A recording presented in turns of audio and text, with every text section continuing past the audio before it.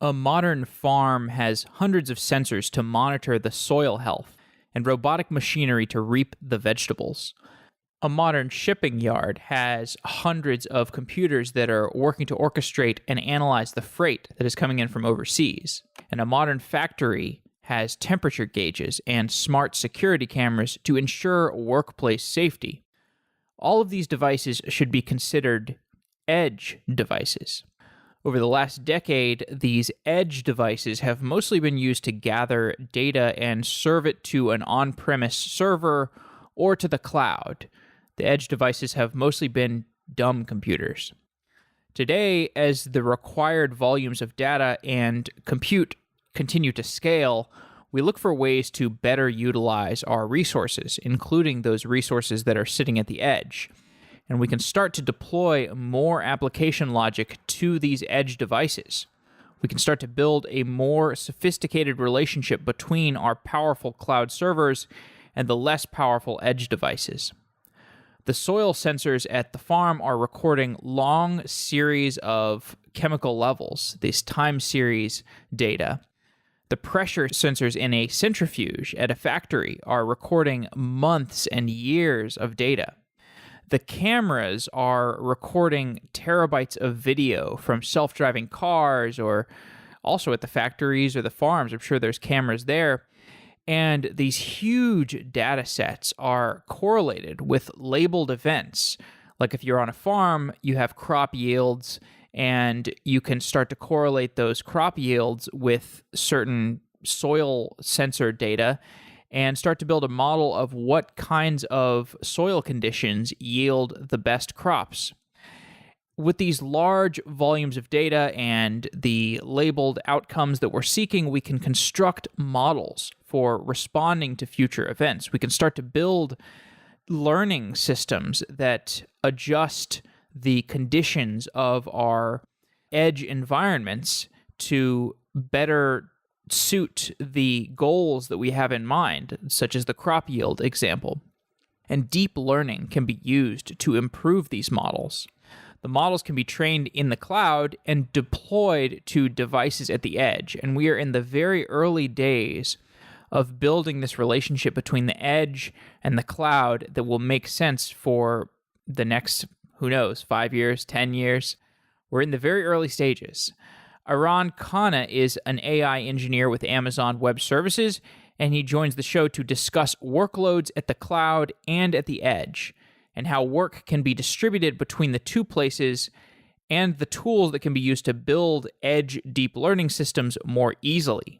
To find all of our shows about machine learning and edge computing, as well as links to learn more about the topics described in the show, in this episode and other episodes, you can download the Software Engineering Daily app for iOS or Android. These apps have all 650 plus of our episodes in a searchable format. We have recommendations and categories and related links and discussions around the episodes. It's all free and also open source. If you're interested in getting involved in our open source community, we have lots of people working on the project, and we do our best to be friendly and inviting to new people coming in, looking for their first open source project, or if they are familiar with open source and they are looking to get even more experience. We've got all kinds of projects around recommendations and the iPhone app, the Android app, our web front end, which is softwaredaily.com. We're trying to build a lot of different things, and if you're interested in web development or mobile development, you might like to check it out. You can find all the projects at github.com/softwareengineeringdaily. You can join our Slack or send me an email about how to get involved. We're really building a nice community, and it's great to see. So I hope you enjoy this episode. I hope you check out the apps or the open source project, and thanks to Aran for being a guest on this episode.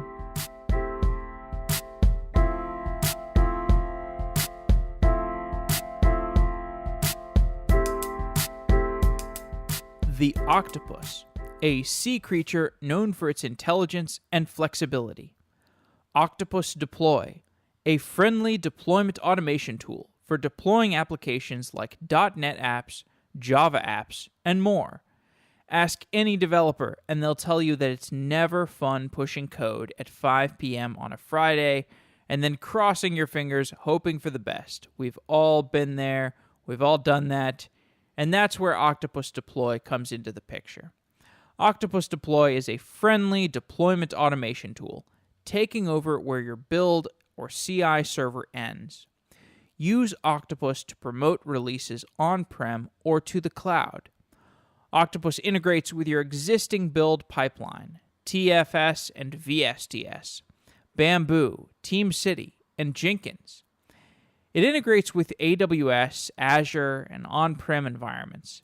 You can reliably and repeatedly deploy your .NET and Java apps and more.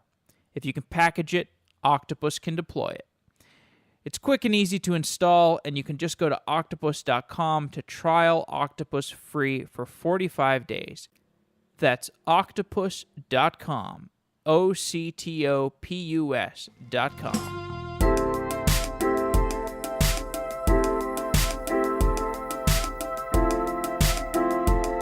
Aran Khanna is an AI engineer at Amazon Web Services. Aran, welcome to Software Engineering Daily. Thank you so much for having me, Jeff. Today we're talking about deep learning at the edge, and many people probably don't really know much about this space.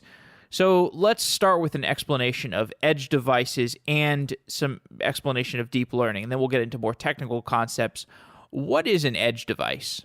So at a super high level, an edge device is essentially any device that sits kind of outside of the data center. So anything from really low-powered microcontroller unit, MCU devices, all the way up to maybe desktop computers or even whole boxes that sit on premises but aren't necessarily connected to a larger data center or data warehousing system. Okay, so a phone might be an edge device? Correct. A phone, an IoT device, things like, even self-driving cars now are considered edge devices. So really anything that sits outside of the data center is an edge device. Mm-hmm. We've been building applications with smartphones and cloud computing for many years. At this point, what are the characteristics of the workloads that we put on phones, and what do we put in the cloud? How do we divide our work? Because I think this is the most analogous pattern if we're talking about edge devices interacting with a big cloud, is the smartphone interacting with the big cloud. So what are in that interaction between the smartphone and the cloud, what are the characteristics of workloads that we put on phones, and what do we put in the cloud? Yeah, so that's an interesting question because I think a lot of that has been shifting recently, right? I remember when I got my first iPhone, kind of the original iPhone that came out, and the processing power on that, while impressive for the time, was really not that great. So most of the workload for kind of early apps was going to be done in the cloud. A lot of the processing was done in the cloud. But, in the kind of recent 5 to 10 years, we've seen this enormous explosion in the performance of the chips that we're putting into our phones. So a lot of the processing actually is now starting to happen on the device. So to characterize some of the workloads, I think the biggest workload really on device right now, or up until the kind of this deep learning on device, has been gaming. So gaming on device is a real-time use case. Large amounts of compute cycles are needed to render things like 3D games on your device. And that is something that through smartphone manufacturers and chips supporting graphics workloads like gaming, they've kind of enabled us to actually push workloads like deep learning now down onto the device. Let's go there. So when we start to have these machine learning workloads, these deep learning workloads, what changes? How does that change the relationship between the edge device like a phone and the giant compute capability of the cloud? Yeah, so when we have these deep learning models, right, it's important to note that there isn't just kind of one class of deep learning models. They come in all shapes and sizes. They have a whole bunch of different tasks that they can essentially perform. And the key thing to note is that they all kind of boil down to a large number of multiply accumulate operations for inference, for actually predicting with these models. And while originally the training kind of has to be in the cloud because of the scale of data and the number of compute cycles you need to actually train the models, you need to pass through a large data set for sometimes hundreds of iterations to actually get the model trained. But for prediction, for inference, while you still need a lot of compute power, especially for the large models, you can, do 10 million plus multiply accumulates for a single kind of pass through of a modern vision model.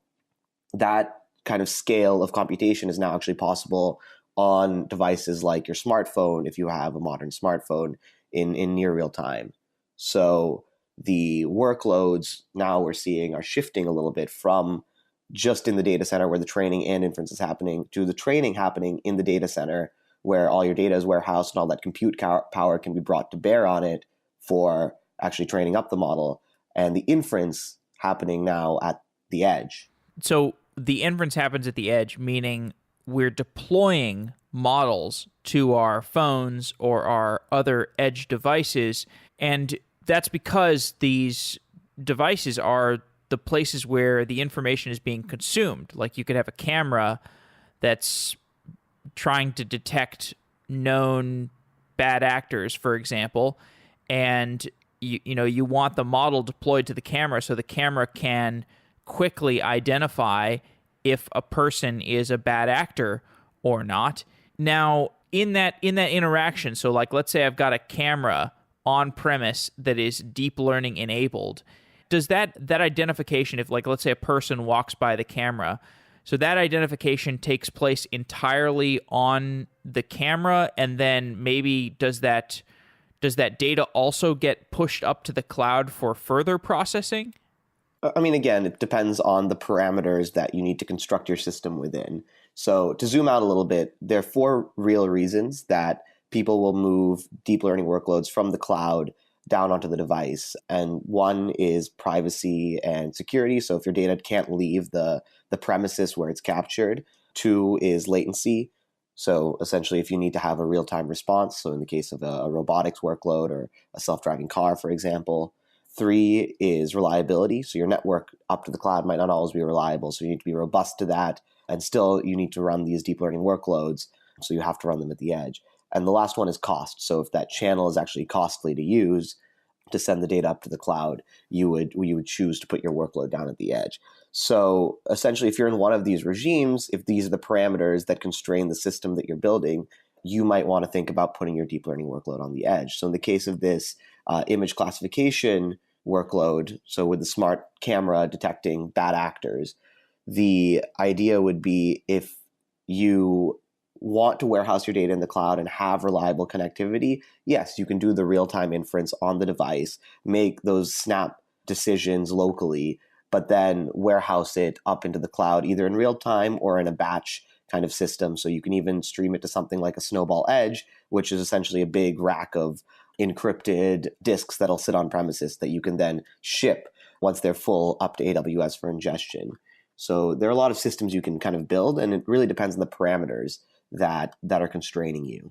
I've done enough shows about machine learning and deep learning to know that this is one of these topics that is hard to do over a podcast, at least like if we're talking about the highly technical aspects of deep learning.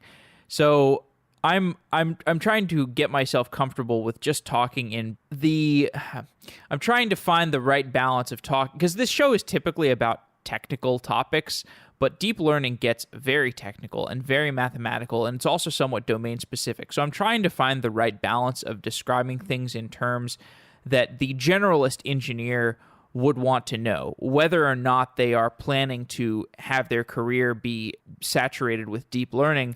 With that preface, how would you describe a deep learning model? Yeah, so kind of at the highest level, and I'm assuming that folks will be familiar with things like linear regression.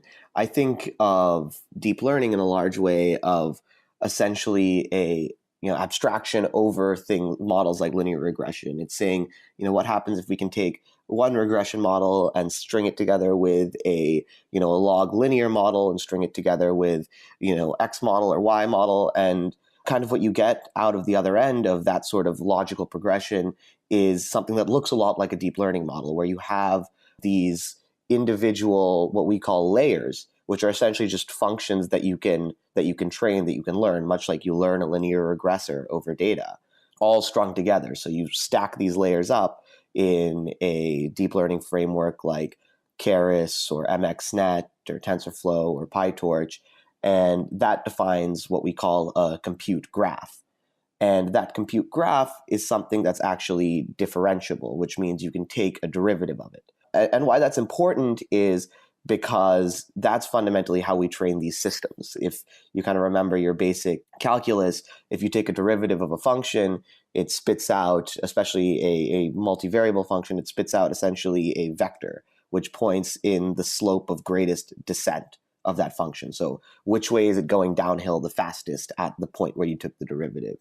And fundamentally what we're doing is we're stringing together all of these simple functions, simple layers, and then throwing a lot of data at it and saying, hey, how will I set the parameters? Essentially, let's look at a linear regressor. It's y equals mx plus b. How do I set that that slope, such that with this data, it fits the data the best? But instead of doing it for a single linear regressor, we do it across all of these layers strung together. And that has some really nice properties because it allows us to reason about data that's not just simple, pre-processed feature points. It allows us to throw kind of anything, including maps of pixels or random, sounds at the model. And because of how deep it is, because it learns a hierarchical structure when we do this kind of naturally, it allows us to actually determine some of the features without having to hand select them. So it'll actually learn that, oh, this kind of set of pixels looks like a curve, and if I put 3 of these curves together, it looks like an ear, for example. If we boiled down deep learning to the simplest explanation and we just described it as a regression, and you're trying to draw a line between, let's say you've got a bunch of points on a two-dimensional Cartesian plane, and you're trying to draw a line between the most number of points, draw a function that hits the most number of points, and you see this function, it gets easier to hit more and more points the more and more dots you have on that graph. And that is why we want more training data, because the more training data you have, the more points you get on this graph, and the easier it gets to draw a function that goes through those different points. Is that I know that's a reductive explanation. Do you think that's a useful way of thinking about deep learning Yeah, I think that's super useful and very spot on. So much like with regression, right? The more data points you have, the more accurate your line kind of through them that you draw can be. So kind of going with that analogy, data becomes really the fuel of deep learning because, again, unlike a simple, y equals mx plus b line that you're trying to draw through the data points, this is much, much higher dimensional, right? You're often putting in an image, which is a map of, let's say 224 by 224 pixels. So it's a gigantic vector in super high dimensional space. So as the dimension of the space goes up, the amount of data you need to actually draw kind of an accurate high dimensional, let's say line or hyperplane in this case, through the space, that goes up. So data really becomes the fuel that's needed to train these deep learning models.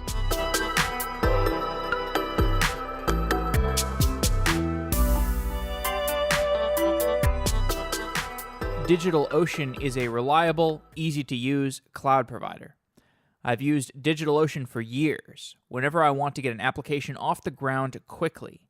And I've always loved the focus on user experience, the great documentation, and the simple user interface. More and more people are finding out about DigitalOcean and realizing that DigitalOcean is perfect for their application workloads. This year, DigitalOcean is making that even easier with new node types.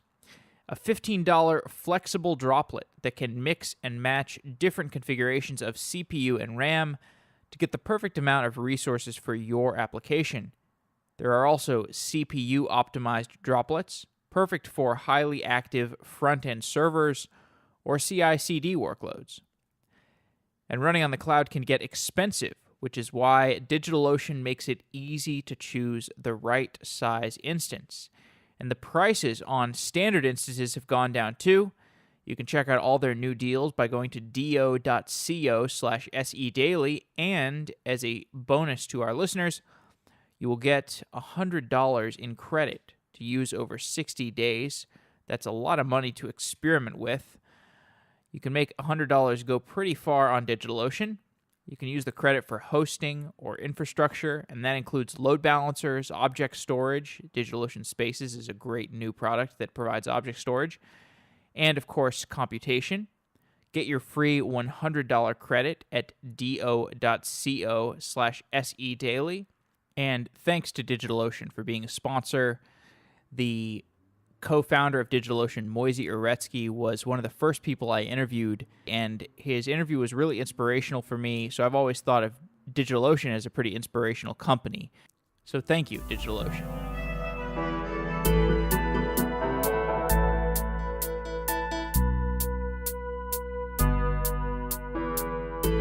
If I understand correctly, the typical way to do this is, let's say you want to build a deep learning model to deploy to a camera. Okay, you've got all the data in the cloud already, so you do the training of the initial model in the cloud where you have all that data stored already, and you get a good model that's trained, and that model is essentially a compacted series of lessons that were learned from all that data, a compacted series of functions. And then you've got that model, and that takes up a lot less space than all of that data that you have in the cloud. And you can just send that model down to the devices that need to do classification, for example. And correct me if I'm wrong, but I think that's how you do it. But then you have additional examples that are going to be seen by those devices that are sitting at the edge. So what do we do about that? Do we process the data at the edge and then continually update the models at the edge, or do we have some system where we ship I think you mentioned this edge snowball. You could just collect all this data in a different device and then physically ship it to a data center, and then maybe you could have this process where you update the model back again on the data center, and then you have this continuous deployment. Well, I guess it would be like a batched deployment of the models back to the edge. Give me a sense of the learning and deployment system that people are typically using. Sure. So I think again, it depends on the parameters of the system you want to build. But if you want one of these continual learning systems, you can definitely create one. The caveat being that you need to make sure that the data coming in, the new data coming in, actually gets labeled. So again, one of the important things, especially in the vision scenario, is that it's all supervised learning. So you actually have the points that are labeled that are actually what we call a ground truth sample. So those have to be there. So if you're continually classifying data and then ingesting it up into the cloud, at some point there you need to generate a label. You can either do that automatically if that's the kind of system that can get feedback immediately from the decisions it makes at the edge, or you might have to use a service like Mechanical Turk or kind of another human-based labeling service to actually generate those labels of the new data coming in. So that said, we have seen a lot of these systems in the wild where people are going up into the cloud, training the model on an initial set of data, deploying it down to the edge, running their classifications, collecting the data, taking that data back up into the cloud, and taking the same model they trained and throwing that new data at that model in a process we call fine-tuning, or it's often also referred to as transfer learning, where you can actually take a pre-trained model and take a whole set of new data that we assume is kind of an augmentation to your original data set. And without having to go through the whole original data set again, you can actually just take this new data and use it to train the model much more cheaply. And then it becomes kind of augmented in a way that it now knows about this new data that it's taken in, and it can learn to make classifications over that as well. Okay, so I guess the point that I had missed earlier was that you need your data to be labeled at some point, because let's say you've got your model that was trained originally in the cloud, you deploy it to your camera is detecting, let's just say it's detecting red cars, and you have a bunch of cars that drive by the camera, and those cars get classified as red car or not red car, and they get classified on the fly, and maybe the camera can take some action based on whether it's a red car. Maybe it takes a picture of all the red cars, takes an action, or all the things it thinks are red cars. But you can't use that data to train the model because it's not actually been labeled yet. So you actually have to take that data. You can't just use that data to update the model somehow. You actually have to find some way to label it. Is that right? Right, or verify the labels that the model's placed on it. That is kind of a necessary part of the loop. You want to make sure that each data point you're feeding in is actually a pure kind of ground truth data point. And as I understand, this is actually a tremendous problem, and it's not really been. There's no like label. I mean, maybe there's some kind of labeling as a service company, but I think this is actually just a tremendous problem. And you have people at these, even at giant companies, they have a really complex system where they have to get Mechanical Turks to they have to get them to vote on these it would send each picture of that was a red, that the model thought was a red car. You would need to ship it to 3 Mechanical Turks and have them vote on it, and have you take the whatever 2 out of 3 people voted on it. And so it's like the labeling process is not straightforward at all. Is that right? Like, it hasn't been standardized, right? Yeah, every single shop will maybe have their own labeling procedure. And again, it's also domain dependent. So depending on what you're labeling, because deep learning doesn't just work on images, it also works on, say, voice data or text data. So you might have different pipelines that you set up if you're, say, trying to build a natural language understanding model, where you have them annotating text, versus an automatic speech recognition model where you have them transcribing audio files. So again, it's also very domain dependent, but there's not really a standard procedure as of yet, because of how heterogeneous this sort of process can be. How much of a bottleneck is that on these people who are trying to build deep learning systems that are updating really quickly? So it depends, right? The systems that we have right now largely are trained off of these large common data corpuses. So a lot of the image models end up being trained off of ImageNet. And because of how large these labeled data sets are, it's often actually quite easy to get started by taking this data, running it through a model, training that model, and then maybe taking a much smaller data sample, let's say 1,000 data points from the specific thing that you want to recognize, and using that fine tuning or transfer learning procedure on top of the model trained with this gigantic labeled corpus. So there are kind of ways to accelerate the process, but again, we have seen it be a bottleneck, but it's not something that's insurmountable, right? You can get around it by using things like transfer learning. Okay, well, let's get into more of the mechanics. Amazon has adopted a deep learning framework called Apache MXNet as the framework of choice. Explain what Apache MXNet is and how it compares to the other popular machine learning frameworks. Yeah, so Apache MXNet is a fully open source community project. And again, it's a Apache project, so a whole bunch of different institutions, from academic institutions like CMU and UW to businesses like Microsoft and Amazon actually contribute to it. And it's a deep learning framework. So what that means is it allows you to build these compute graphs, which are essentially these layers of the deep learning model. And it allows you to build these modular compute graphs and throw data at it for training, and train these things across a whole number of different machines, often GPU machines, that will allow you to really accelerate the training process. So Apache MXNet is fundamentally a way of abstracting yourself away from the hardware and the low-level mathematical mechanics of training the deep learning model, and allowing you to, at a high level, define the modular components that comprise it, define the data you want to train it with, and kind of click a button and just watch it go. And is there any comparison between other machine learning frameworks that's worth making here? So the other machine learning frameworks, again, it's different tools for different tasks fundamentally. At AWS, we support all the major deep learning frameworks and machine learning frameworks. And Apache MXNet, we found, is the most open and one of the most performant. In fact, it actually scales linearly up to, I believe our last test was 200 plus GPUs in terms of training performance. So what that means is, essentially, while you're training, let's say, a big ImageNet model, in MXNet, you can throw up to 200 GPUs with it and get essentially a linear speed up with each GPU you throw at it. There's no real degradation of the performance.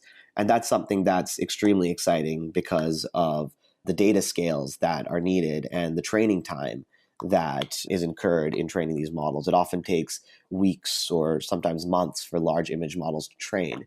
So this is something that is really exciting for scientists working with large models and large data sets. And beyond that, we have kind of a broad breadth of support for actually interfacing with these compute graphs that you build. So we have an imperative interface, which allows you to actually act on the compute graph as if it was a set of NumPy arrays.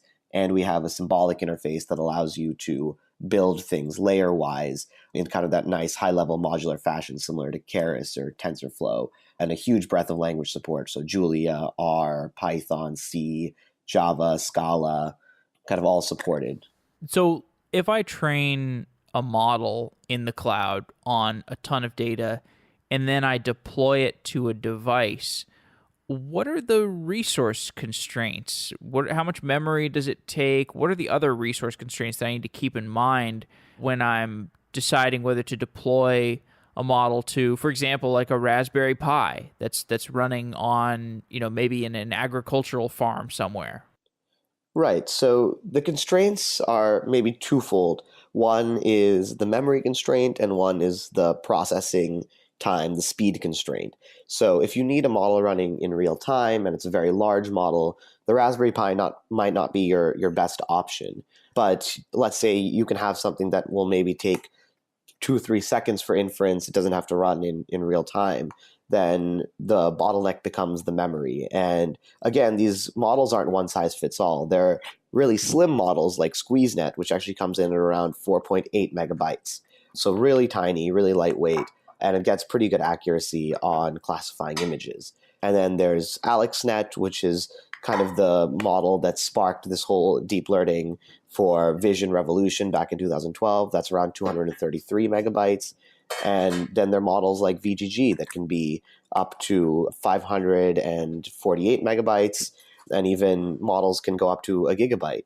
So again, there's a huge range here. And again, all these models I just mentioned are for the same task, for the same image classification task on ImageNet. And really what you're trading off there is accuracy then versus the number of parameters and the speed of inference that you want on your device.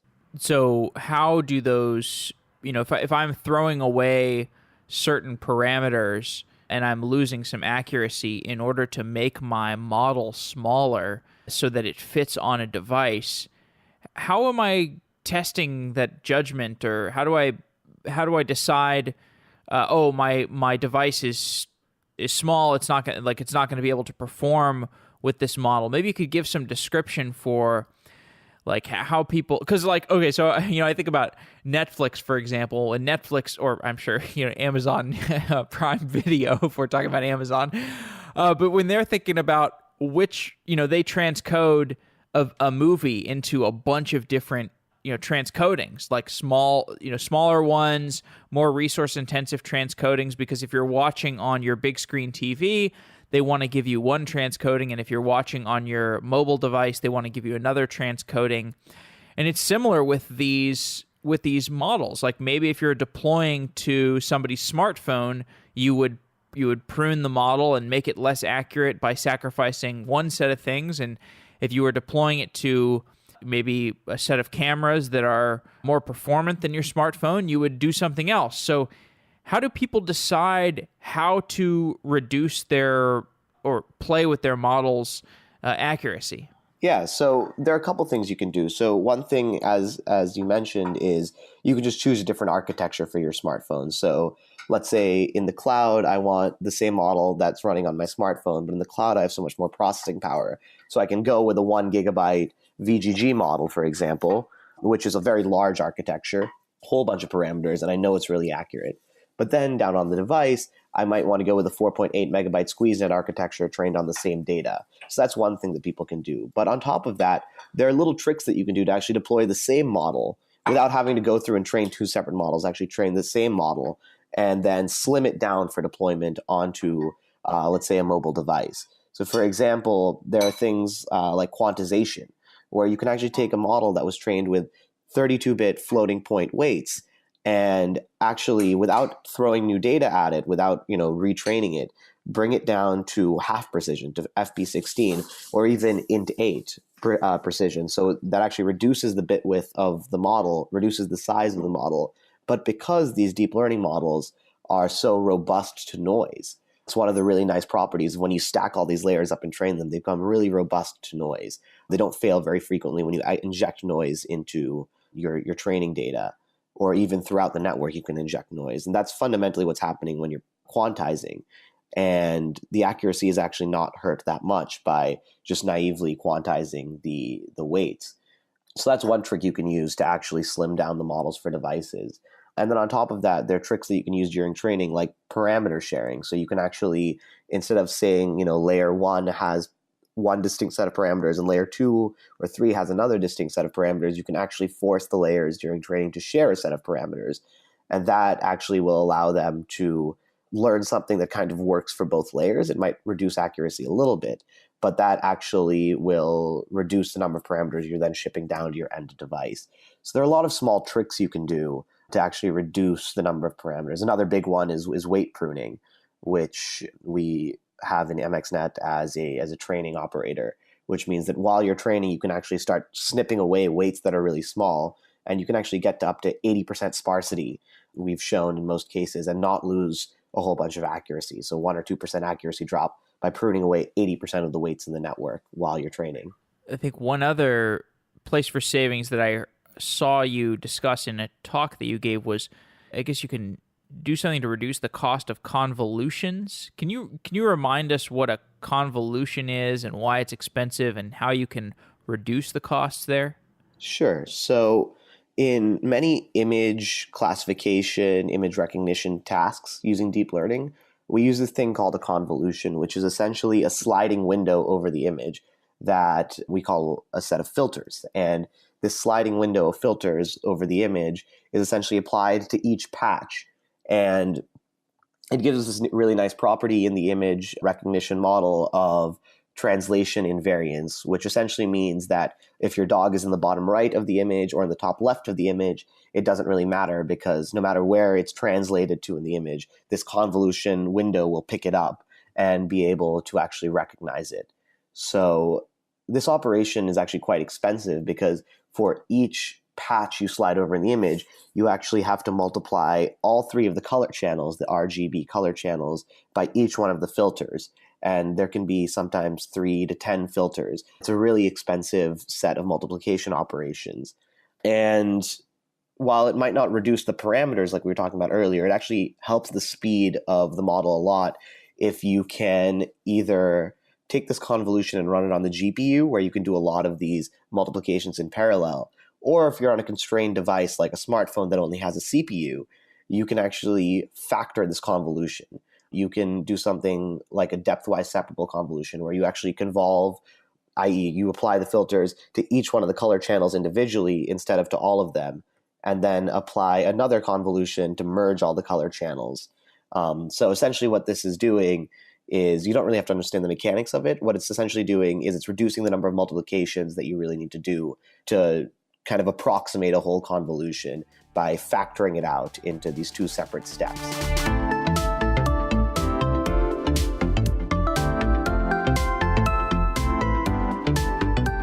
Your company needs to build a new app, but you don't have the spare engineering resources. There are some technical people in your company who have time to build apps, but they're not engineers. They don't know JavaScript or iOS or Android, and that's where OutSystems comes in. OutSystems is a platform for building low-code apps. As an enterprise grows, it needs more and more apps to support different types of customers and internal employee use cases. Do you need to build an app for inventory management? Does your bank need a simple mobile app for mobile banking transactions? Do you need an app for visualizing your customer data? OutSystems has everything that you need to build, release, and update your apps without needing an expert engineer. And if you are an engineer, you will be massively productive with OutSystems. Find out how to get started with low-code apps today at outsystems.com/sedaily. There are videos showing how to use the OutSystems development platform and testimonials from enterprises like FICO, Mercedes-Benz, and Safeway. And I love to see new people exposed to software engineering. That's exactly what OutSystems does. OutSystems enables you to quickly build web and mobile applications, whether you are an engineer or not. Check out how to build low-code apps by going to outsystems.com/sedaily. Thank you to OutSystems for being a new sponsor of Software Engineering Daily, and you're building something that's really cool and very much needed in the world. So thank you, OutSystems.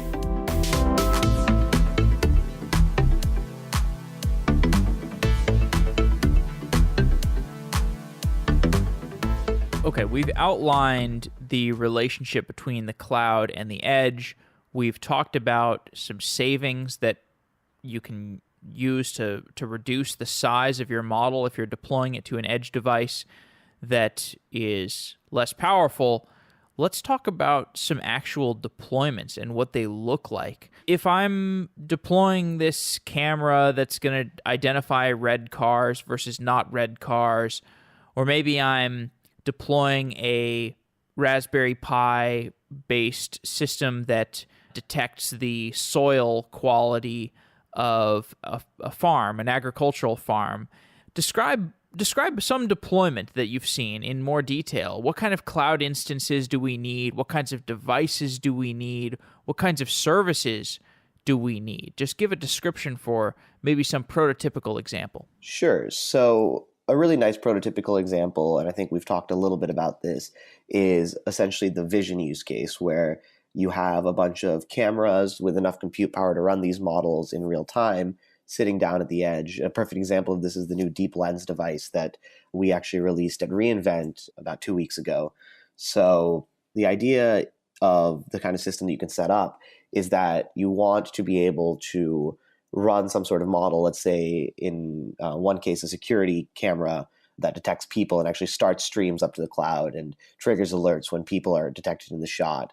So you want a stream like that running at the edge. So in real time, you're getting that feedback, but you also want to keep ingesting that data into something local that is able then to ship that data up to the cloud to relabel it and fine tune your model that you're deploying down to the edge. So kind of the prototypical system I've seen is something like AWS Greengrass running on the devices, which is essentially a way that we allow users from their AWS Cloud Console to manage fleets of devices at the edge over these lightweight MQTT channels that we set up securely back to the AWS cloud. And over these channels, they can push things like Lambda functions, which are just little Python scripts that run at the edge, as well as serialized model files.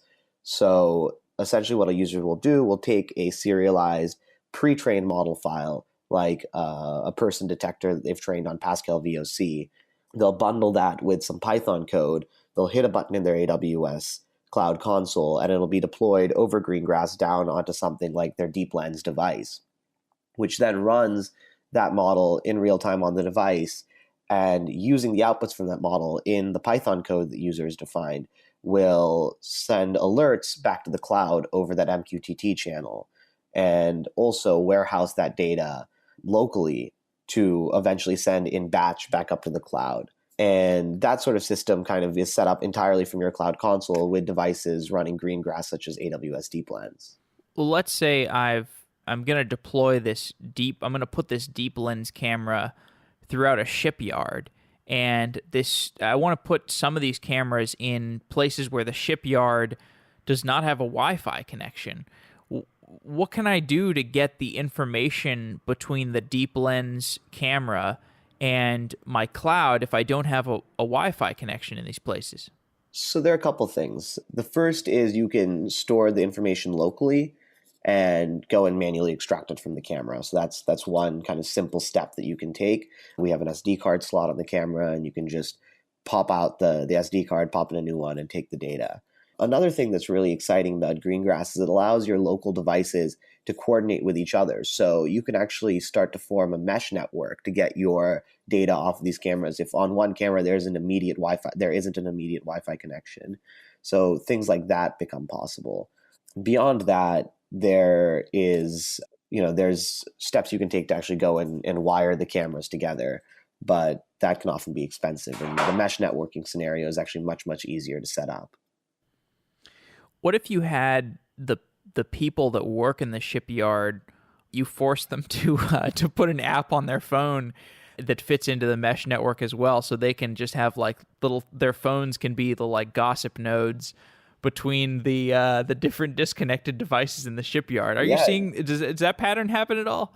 we haven't seen, or at least I haven't seen it, but that's totally feasible, right? You can, any sort of mesh network, right? You can have them set up their phones to be repeaters or carry around little repeaters with them. But that's all kind of possible and enabled with Greengrass. All right, that's pretty cool. Yeah, let's talk about that Greengrass, AWS Greengrass. So this is a tool that lets you run local groups of devices. Can you talk about like what that actually means? What does Greengrass give you? Yeah, so Greengrass kind of sits on top of our AWS IoT service, which is essentially a set of secure MQTT channels that we can set up from devices back up to the cloud and among devices in a local network.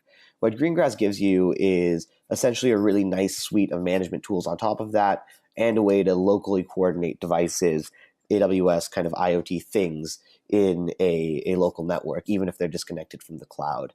So one big thing that Greengrass lets you do is actually it lets you write Lambda functions, pieces of Python code up in the cloud, and then deploy them down onto your devices to run kind of either as a pinned Lambda function, which means it's running in a continuous loop. If the device shuts off and comes back up, this Lambda function will still be running, or run kind of one-off actions on the device. So you can deploy down the Lambda function to make a quick action on the device and then, sit dormant on there. So it allows you to essentially really easily, with kind of Python code, manage logic on these IoT devices down at the edge. And with the newly announced Greengrass ML inference service that is, I think it was announced last week, reInvent, the Greengrass suite of services also now allows you to deploy model files down to the device, so serialized MXNet models to the device. And that actually allows you to then manage your entire inference stack on the device, which is a pretty difficult thing to do if you don't have kind of an easy management service like this to handle the large model files that you could potentially be pushing down, as well as, setting up all of the interfaces to the low-level device primitives that frameworks like MXNet, TensorFlow, or Caffe need to actually run these models for inference on the device. Sorry, can you explain that in more detail? So you've got like a large model that you want to deploy, and I'm sorry, how does Greengrass help you in that situation? Yeah, so with Greengrass ML inference, you can actually add this model asset as part of your deployment alongside your Lambda function. And the Lambda function can also be provisioned with things like MXNet. So instead of having to go down into your device and manually, let's say, pip install MXNet and the right version of MXNet with the right configuration for that device, the Greengrass service will actually come with a kind of pre-built instance of MXNet that it can deploy down onto the device and run that serialized model that you're pushing down for inference. I see. So we've done a bunch of shows on these AWS Lambda functions and other serverless functions. How does the AWS Lambda tool, these are functions as a service, basically these one-off functions that you can deploy and they'll be run on demand. How do Lambda functions fit into this environment of Greengrass IoT machine learning stuff? Right. So the Lambda functions that we're talking about in the Greengrass setting are obviously a little bit different from the ones that run in the cloud, but the general concept and the semantics are the same. The Lambda functions are fundamentally a piece of code, a Python code, a function as a service, but instead of being run on our AWS device fleet, it's actually being run on one of your devices down at the edge. And there are a couple other things, because this is an edge device, that you can do with these Lambda functions that you can't really do with the Lambda functions that you're familiar with from the AWS cloud. So you can actually access things like local devices. So you can access your local microphone or your camera on this device. Say if it's like a Raspberry Pi, you can access the Pi camera. And then on top of that, you get things like pinned Lambdas that can actually run forever on the device and be robust to device restarts and device failures and things like that. So when the device comes back up, this Lambda function has now come up with Greengrass and is running again. So, the semantics kind of look the same from the cloud, but obviously it's a little bit of a different paradigm. We explored this deep lens video camera a little bit, this video camera with deep learning functionality built in. I'd love for you to go into a little more, like maybe some speculation about what other hardware devices would make sense to custom build with deep learning in mind. Yeah, so maybe I can't speculate too much, but I was actually one of the early folks on the Deep Lens project. So congratulations. Thank you. I can speak a lot to that. The idea of vision at the edge is something that's really natural with kind of the state of deep learning right now. Most of the vision use cases we've heard from customers have been, hey, I have all this vision data I'm collecting at the edge. How do I play with it up in the cloud? Or, it's being all collected at the edge, but I'm just having to throw it away because I don't even have the compute power or the bandwidth, or, I don't want to set up a whole snowball edge to bring it back up. So kind of a natural solution is to actually bring a lot of those deep learning compute cycles down to the edge. And, beyond that, what's really nice about a device that can run deep learning kind of locally is that we can really use it as a teaching tool to help customers play around with deep learning and prototype with deep learning down at the edge. Because while you could build a full production system with these things, there's definitely, with any piece of hardware, it was really targeted to, come out as a developer platform, as a prototyping platform. And if you want to go to full production, there might be different parameters that you have to build your hardware within. That said, the idea of vision being kind of the initial use case is something that's really natural given the impact that deep learning and more broadly machine learning has had kind of in the vision space in the last 5 to 6 years. Other devices too, I know Google has an AIY audio kit. Deep learning has also started to make impacts in audio and ASR, and NLP as well. So, these are all domains where there is a lot of value to be added, but vision is definitely the big one. Yeah, kind of imagine little bits of deep learning being useful for everything. You can imagine deep learning being useful for your TV. Like, what should the acoustic settings on your TV be? Well, they should probably be based on the room that your TV is situated in. You could say the same for any speaker system. How should your refrigerator manage power? Well, probably depends on the temperature of the house that you live in. And we think of these as kind of like little things that are on the edge of usefulness, but I don't know. It seems practical to me. So there's this other service, AWS SageMaker. This was announced fairly recently. Can you explain what SageMaker does and how that fits into the machine learning workflows that people have been implementing for a while in AWS? Yeah, so the idea behind SageMaker is it's essentially a managed service that helps you with kind of all of the steps of the life cycle of your model.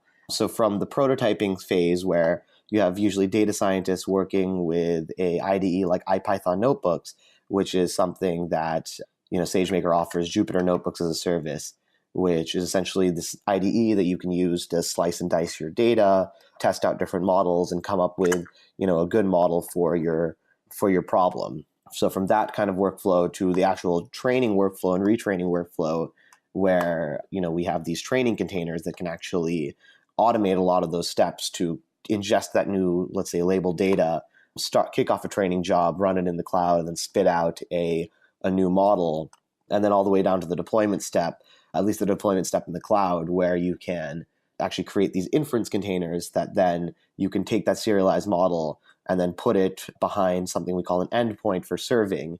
And that endpoint also allows you to do nice things like kind of A/B test different models and run these little simulations over the models that you can put out, as well as auto scale the models. So, you don't ever run out of compute power to run your workload. To wrap up, I'd love to get your perspective on how fast this stuff is coming to market. We're seeing lots of great tools. We've been talking about some great tools that people could use to build IoT systems into their shipyard or their agricultural facility or their windmill or something. But are these kinds of Are shipyards and other types of places, are they actually adopting this kind of technology? Or do you have a vision for how our old world industry will start to adopt this kind of stuff? Yeah, so a lot of our old industries are kind of seeing the light that, look, deep learning is making your labor and your capital more efficient.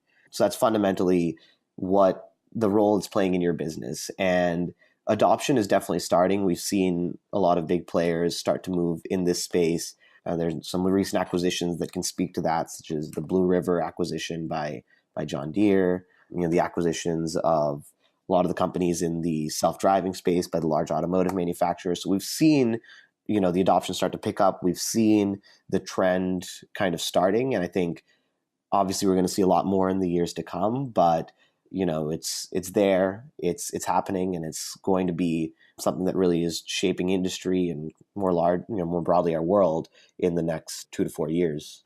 All right, Aran, Khanna, thank you for coming on Software Engineering Daily. It's been fascinating talking to you. Thanks so much for having me, Jeff.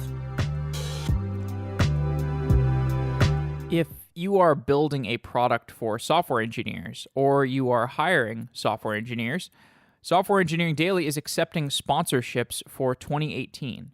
Send me an email, jeff@softwareengineeringdaily.com if you're interested.